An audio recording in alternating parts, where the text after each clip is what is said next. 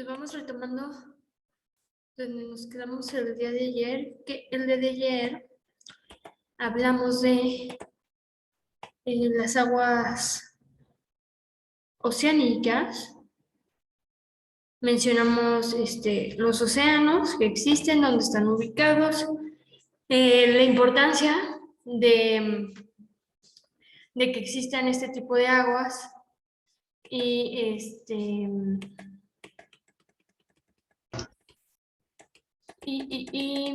qué funciones tienen. Y justo nos quedamos, ahorita les comparto pantalla, en los movimientos que tienen las aguas oceánicas, o como mejor se les conoce, que son aguas continentales. Ahí va a estar.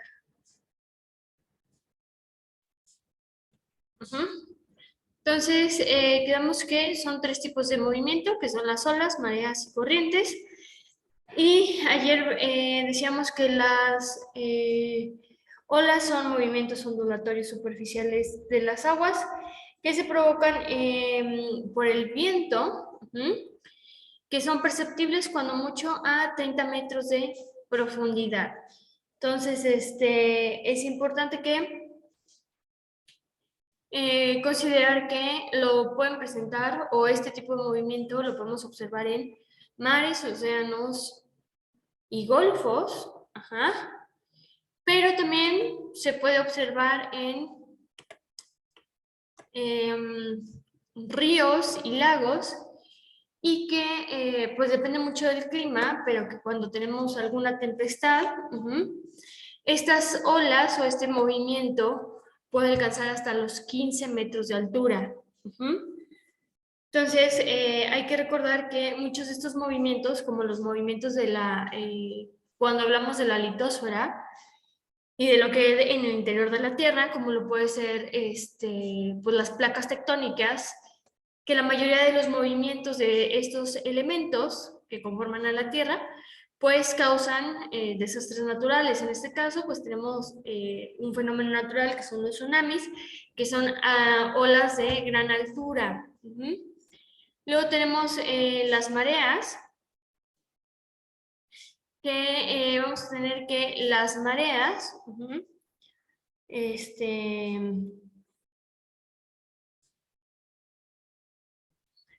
son los ascensos y descensos periódicos de las aguas oceánicas. Básicamente ascensos, subida, descensos, bajada de las aguas, y mencionamos que esto se debe pues a la atracción que existe entre el Sol y la Luna, y considerar que las mareas afectan a toda la masa acuosa de la Tierra. Eso quiere decir que toda la parte pues acuosa, esas 3/4 partes de agua que conforman a nuestro planeta Tierra, se van a ver afectados por estas mareas. Y tenemos las corrientes,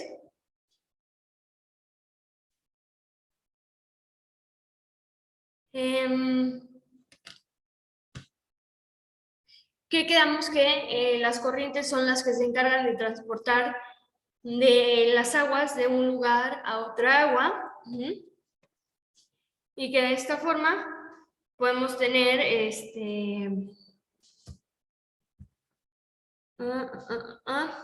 pues todas las aguas mezcladas, ¿no? De todos los océanos, de ríos, lagos, y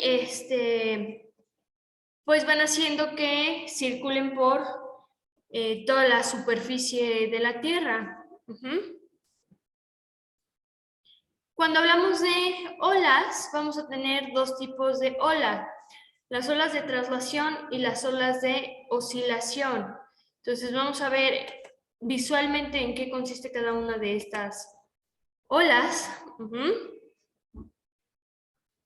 Entonces podemos ver las olas de traslación, que son estas que podemos decir que entre más lejos estemos, pues aún así se pueden observar, que son las olas tipo las que generan los tsunamis, o las olas que utilizan los surfistas para su deporte. Y las olas de oscilación son más tranquilas, son esas olas que vemos constantemente en el agua. O sea, las olas de traslación no siempre son visibles, o no siempre suceden, pero las olas de oscilación pues son estas olas que mantienen al agua siempre perdón, en movimiento, que a la hora que me acerco al agua pues está oscilando.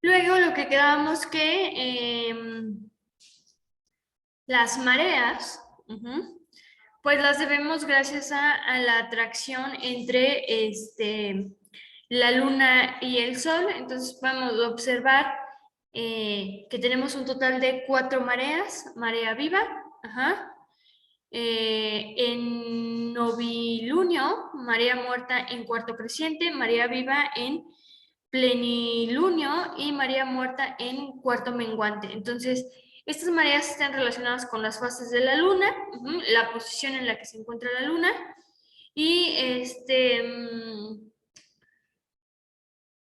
la relación que existe entre la luna y el sol. Entonces,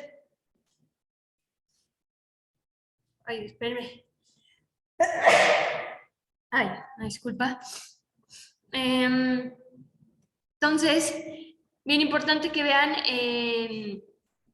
de qué va a consistir o cómo voy a saber qué tipo de marea está sucediendo, pues por la posición de la luna. Entonces, en el primer caso, vamos a tener a nuestra luna en el luego en el norte, oeste y por último en el sur. Entonces, las mareas suceden gracias a estos fenómenos naturales, que básicamente pues es cómo se relaciona la luna con el sol.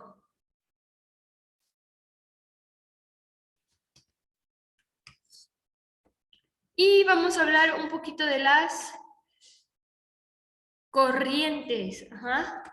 No sé si se alcance a ver bien en sus pantallas,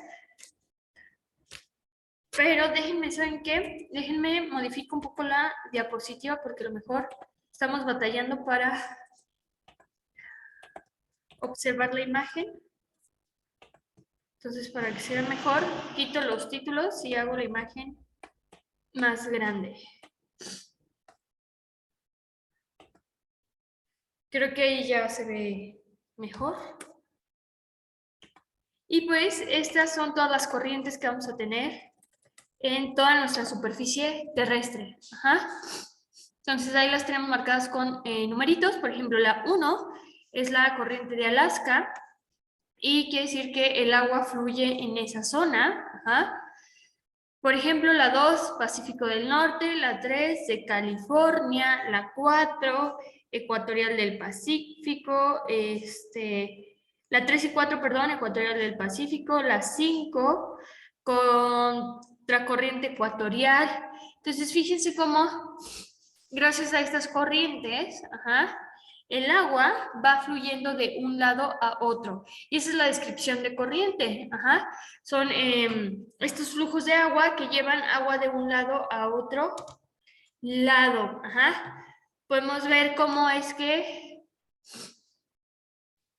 por estas corrientes, pues el agua puede ir viajando por toda la superficie.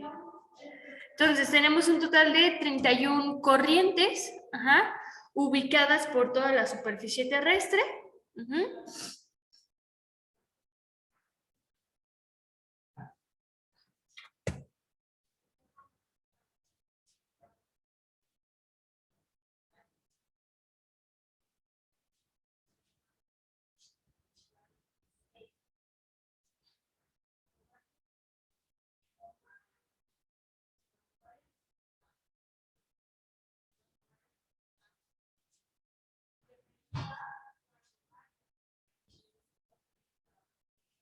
Y pues vamos a hablar un poquito de las aguas continentales, que vendría siendo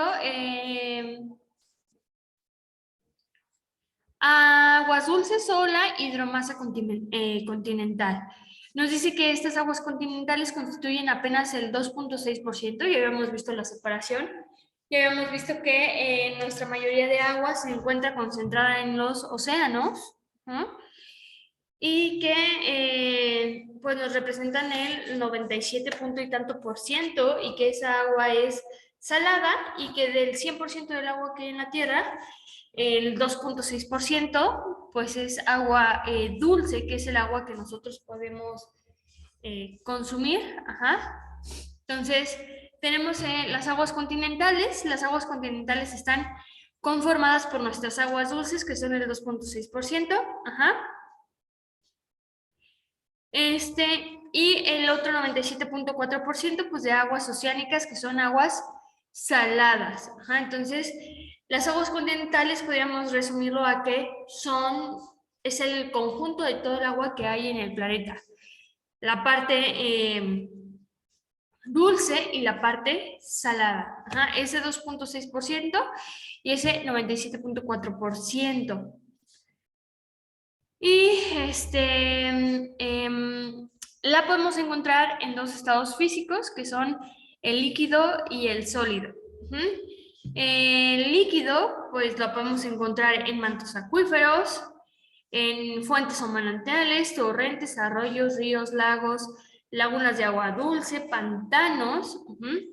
Y considerar que su volumen es un poco más del 7.5 millones de kilómetros. Eso quiere decir, acuérdense, el volumen que ocupa la Tierra, el 7.5 millones de kilómetros, es ocupado por estas aguas continentales, que son las aguas dulces, en estado físico de la materia líquido, y que nos representan nada más el 0.54 total acuático de la Tierra. Ajá. Esto quiere decir que del 100% del agua que hay en la Tierra, únicamente el 0.54% de ese 100% lo encontramos en agua dulce o agua continental y en formato líquido. Luego, esta agua continental también la podemos encontrar en estado sólido, que lo vamos a encontrar exclusivamente en los glaciales continentales y de alta montaña, en esas montañas donde en la parte superior se crea esta capa de nieve. Ajá. Nos dice que también podemos encontrarla en campos de nieve, que se suelen formar por temporadas en regiones donde el clima es frío. Y vamos a tener que el agua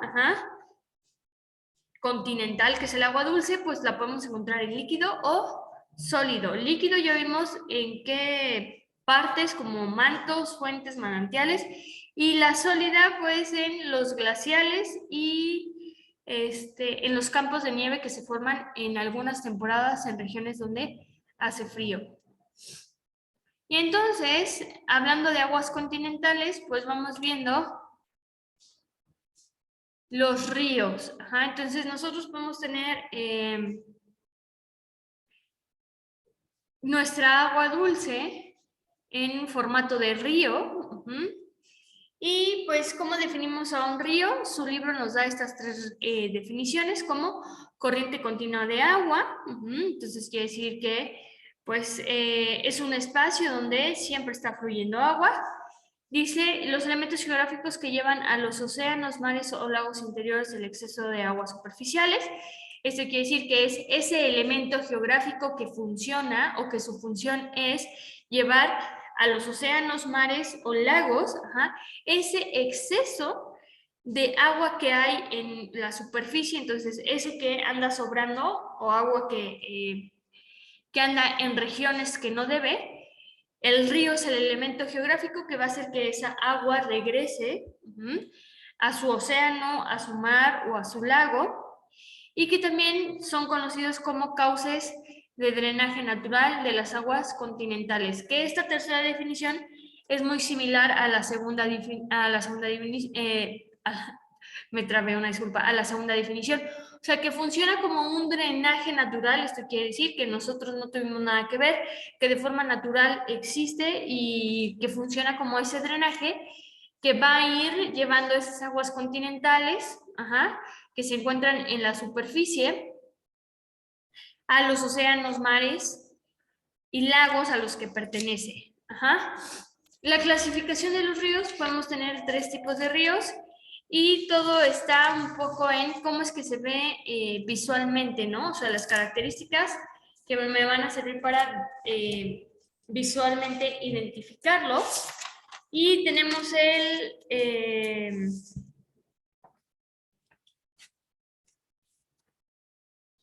el joven, maduro y viejo. Esta es la clasificación de los ríos y entonces tenemos que el joven en regiones montañosas, y ahorita en la siguiente imagen vamos a ver a qué nos referimos a que este tipo de río se da en regiones montañosas, que presenta valles estrechos y cauces con fuerte pendiente. La pendiente, bueno, de clases de física o de matemáticas, ustedes han visto que la pendiente pues es la inclinación.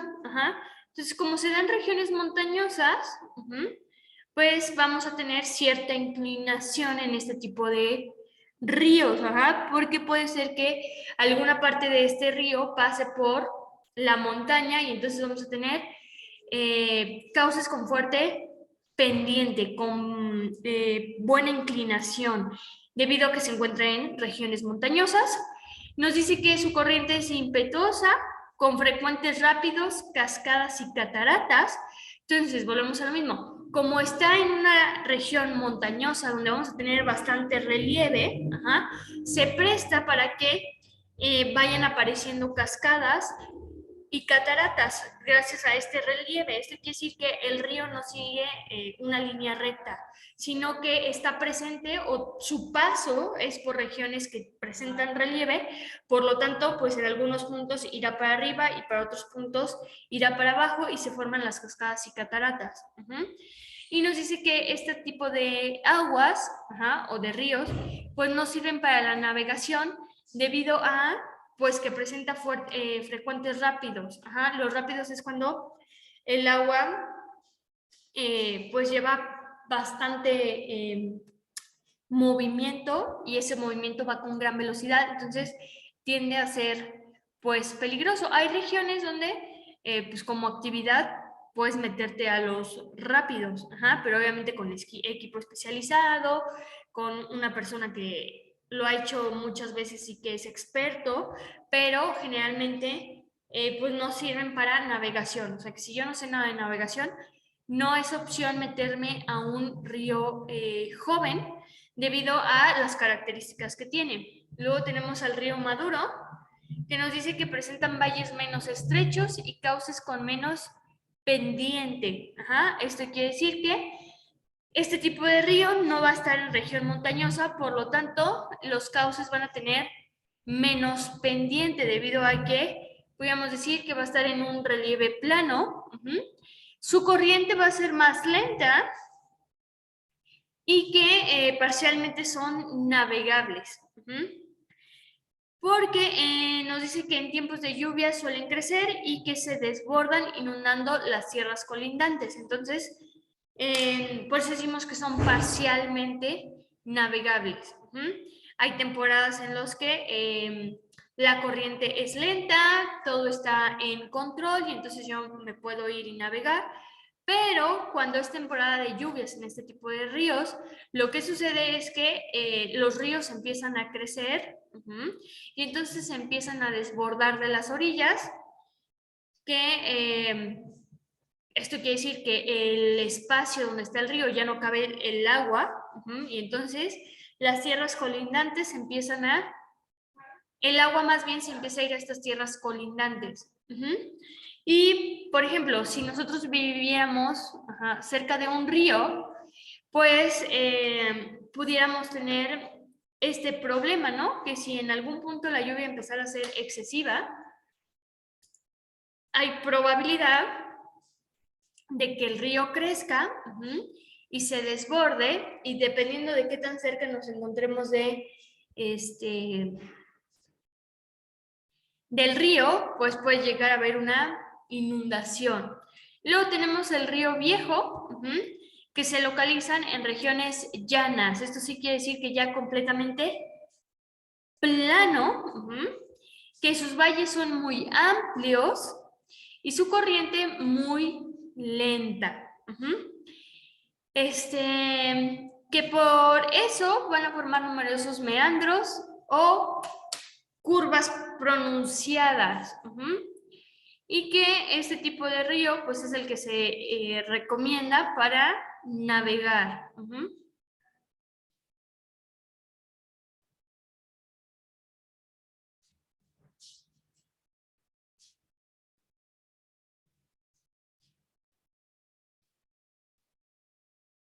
Y los meandros, bueno, no sé si han visto películas de como piratas o de islas perdidas. Son estas curvas pronunciadas. Este tipo de río es extenso. Entonces, como es muy extenso su camino, no va en línea recta, sino que va formando curvas demasiado pronunciadas y que a veces en este tipo de películas, cuando hacen como el alejamiento al río que está navegando el pirata o las personas que van en el barquito, no necesariamente piratas, a la hora que le hacen el alejamiento, se ve cómo es que se forman esas curvas demasiado pronunciadas que se conocen como meandros. Entonces, visualmente, aquí tenemos los tres tipos de ríos. El primer río es el joven, el que tiene el inciso A. Podemos observar cómo es que se encuentra en esa región montañosa y podemos ver la presencia de cascadas. Entonces, vuelvo a repetir, la gran diferencia de este tipo de río es que no se da en una superficie plana, sino que se da en relieve, en regiones montañosas, y sí o sí vamos a tener la presencia, que en los otros dos casos pues no sucede, de cascadas. Luego tenemos el de tipo B, que es el maduro, que aquí podemos observar que en dado caso que pues llegue a llover bastante, pues las orillas son las que tienen riesgo de pues una posible inundación.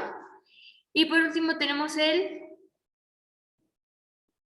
viejo.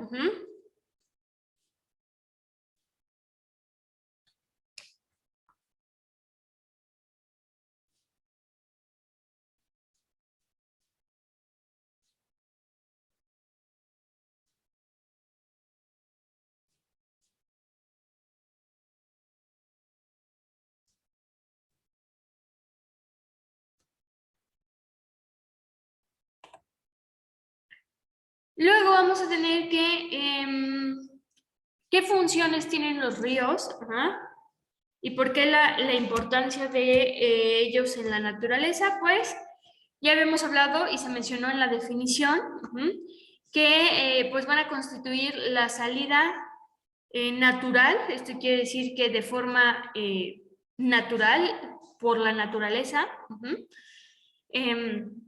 Gracias a los ríos, el agua puede regresar a diferentes aguas continentales, y que el que se vaya acumulando, esto quiere decir el hecho de que nuestras aguas continentales regresen a los mares, océanos, a su río de proveniencia, a su lago, ayudan a que se acumule donde debería de estar y que provoca, pues que inicie el ciclo del agua.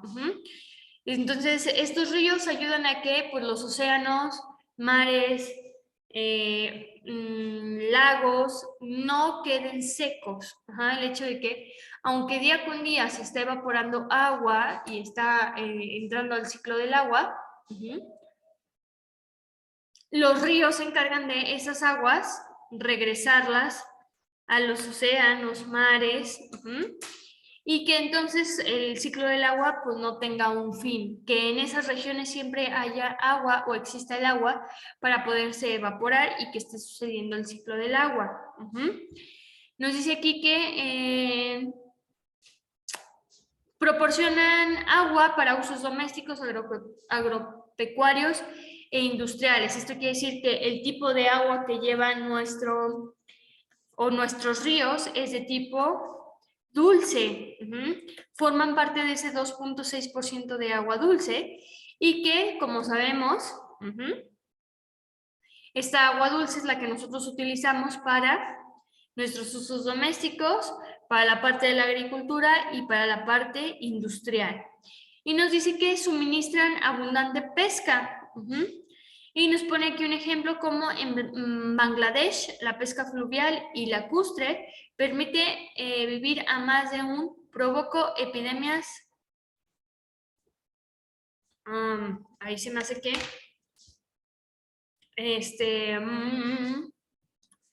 se me mezcló la información, pero pues básicamente que los ríos llevan cierta fauna, esto quiere decir pues que llevan alimentos, y que podríamos decir que los ríos sirven como fuentes de alimentación. Entonces, vamos a tener que, además, suministran abundante pesca. Esto quiere decir que de la pesca que se da a nivel mundial, pues hay cierto porcentaje que se da a nivel de ríos, no necesariamente tener que ir al océano o al mar a pescar, sino que en un río fácilmente pudiéramos pescar y abastecer. Ojo, hay que considerar que pues por las proporciones, únicamente con los ríos no nos alcanzaría a abastecer a todo el planeta. Somos ya demasiados en la Tierra que pues la cantidad que nosotros podamos obtener en cuanto a alimentos de un río, pues se quedaría corta, pues entonces por eso hay que ir a océanos, donde hay más abundancia de fauna, de proteína, y de esta forma, pues hasta cierto punto, hasta este momento, pues hemos logrado abastecer bastante bien esa parte, ¿no? Y aquí tenemos la lista de nuestros diferentes ríos. Tenemos el nombre, el continente en el que se ubica y específicamente el país donde está ubicado en ese continente o por dónde pasa.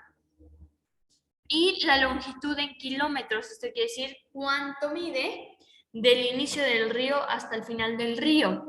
Entonces, esto lo vamos a utilizar, esta tablita la vamos a utilizar para contestar una parte de la guía. Entonces, lo que me pide la guía es que es como un mapa conceptual.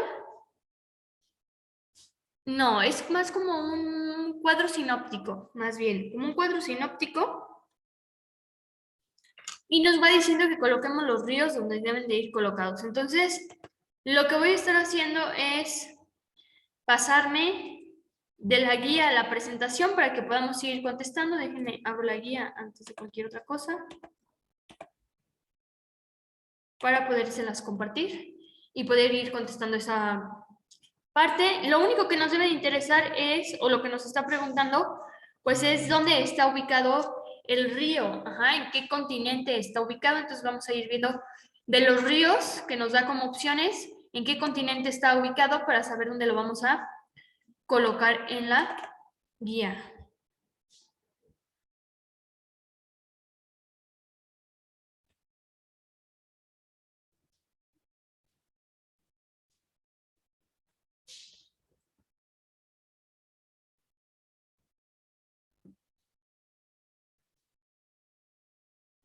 Y ahorita les digo la página, por si es que alguien la tiene ya impresa.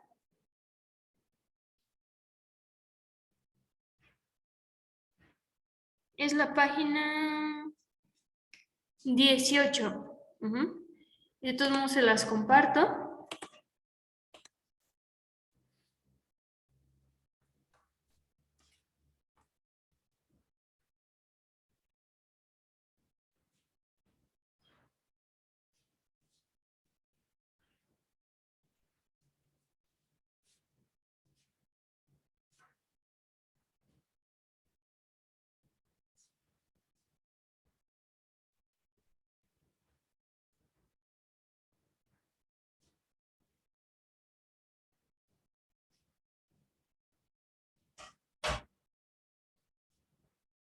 Entonces ahí podemos observar que nos dan un total de 5 ríos, ajá, y nos dan 2 posibles posiciones, ajá, de 2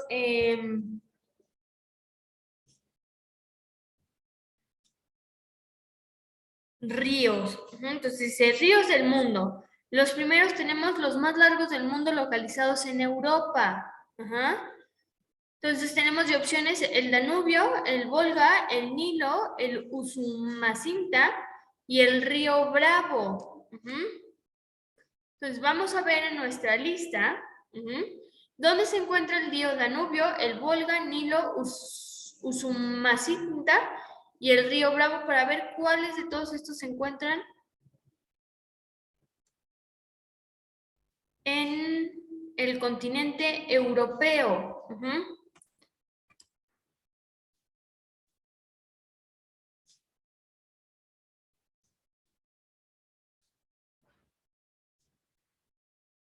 Entonces, creo que nada más viene uno de los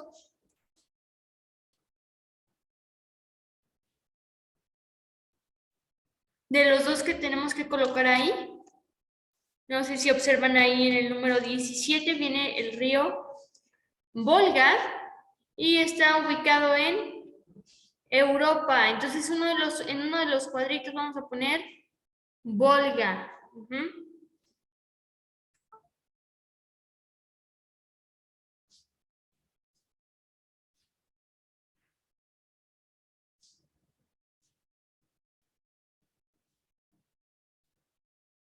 Y me voy a cambiar dentro de imagen, que aquí tenemos todos los ríos ubicados.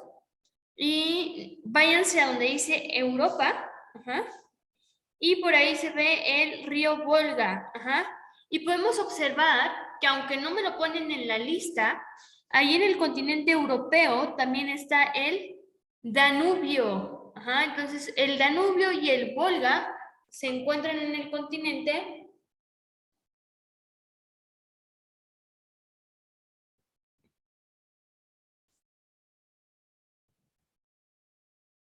europeo. Entonces quiere decir que me voy a pasar tanto la guía. En los primeros 2 espacios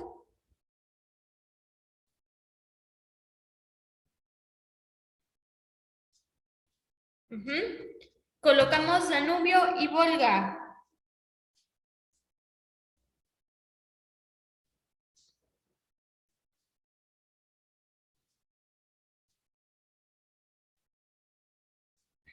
Entonces vamos a ver dónde está ubicado el río Suchiate, para ver si es un río que me marca la frontera de México con Guatemala o me marca la frontera de México con Estados Unidos. Entonces tengo que ver si está al norte del país o al sur del país para saber qué información tengo que poner en este recuadrito.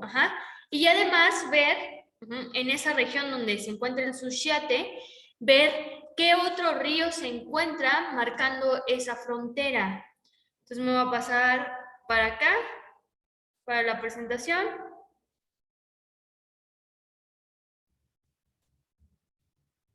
Creo que ya se los estoy compartiendo. No sé cómo yo no lo estoy viendo, déjenme me voy. Y puedo ver que aquí no me aparece el río Suchiate. Fíjense, en el norte, los ríos fronterizos con Estados Unidos, esos sí me aparecen, que es el río Colorado y el río Bravo. Entonces, si me preguntaran los ríos frontera de México con Estados Unidos, serían el río Colorado y el río Bravo, vamos viendo si por acá viene el famoso Suchiate, tiene que estar en América del Sur. Fíjense, tengo América del Sur,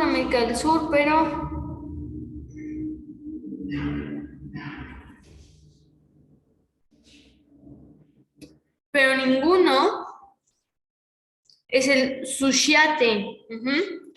Entonces, yo ya observé en el mapa que el Suchiate, no está aquí en el norte, no está en el norte de México, bueno, la frontera de México con Estados Unidos.